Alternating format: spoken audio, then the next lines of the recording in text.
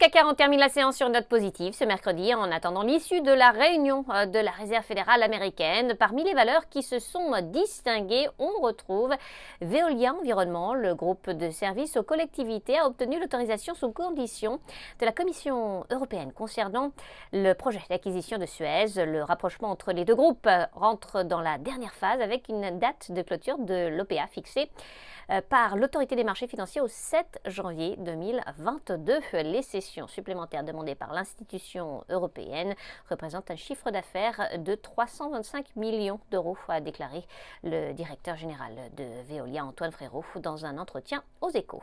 Dans le reste de l'actualité, Sanofi, le laboratoire pharmaceutique et GSK ont annoncé des données préliminaires positives sur leur candidat vaccin de rappel contre le Covid-19 et la poursuite de leur essai de phase 3 sur les recommandations d'un comité de suivi indépendant afin de fournir les données nécessaires aux autorités réglementaires pour la demande d'approbation du vaccin en dose de rappel. L'essai va se poursuivre afin d'augmenter le nombre d'événements nécessaires à l'analyse des données.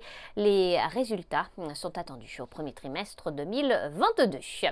ICAD, la foncière, a sollicité le consentement des porteurs des obligations de la souche de 600 millions d'euros émises en janvier 2021 et venant à échéance en 2031 afin de les requalifier en obligations vertes. Enfin, McPhy Energy, le groupe d'énergie a signé un accord de partenariat stratégique avec Hype, un groupe à l'avant-garde du déploiement d'infrastructures hydrogène pour les solutions de mobilité urbaine zéro émission en France et en Europe. À New York, Sabrina Cagliozzi pour Training Central. Je vous souhaite une très belle fin de journée à tous. À demain.